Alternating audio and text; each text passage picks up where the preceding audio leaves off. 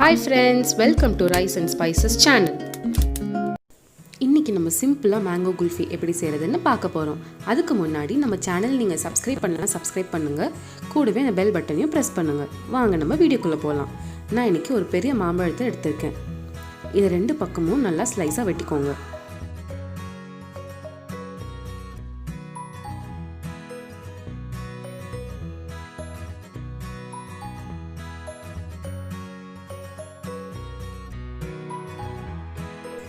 இப்போ ஒரு நைஃப் எடுத்து சதுரமா வெட்டிக்கோங்க.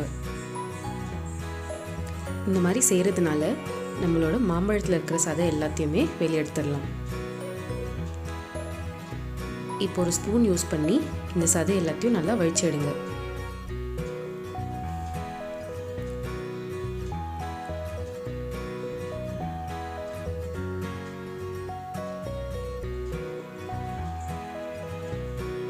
மாம்பழத்தோட சதை எல்லாத்தையும் எடுத்தாச்சு. இது எல்லாத்தையும் ஒரு மிக்ஸி ஜாரில் போட்டுட்டு நல்லா அரைச்சிக்கோங்க.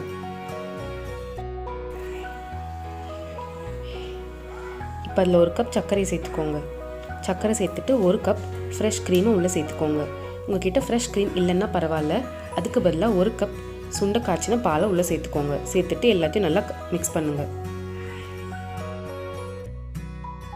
இப்போ இந்த மாம்பழத்தை நம்ம கிளாஸில் ஊற்றி வச்சிடலாம்.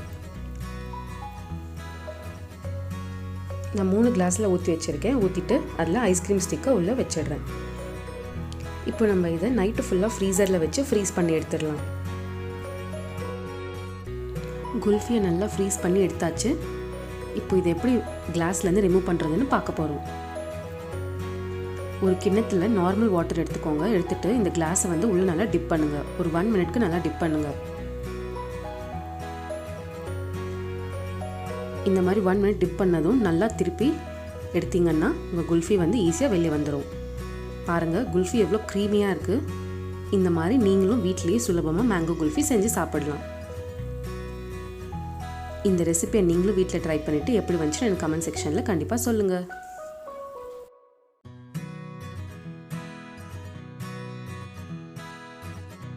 இந்த வீடியோ பிடிச்சிருந்ததுன்னா லைக் பண்ணுங்கள், ஷேர் பண்ணுங்கள், சப்ஸ்கிரைப் பண்ணுங்கள். தேங்க்ஸ் ஃபார் வாட்சிங்.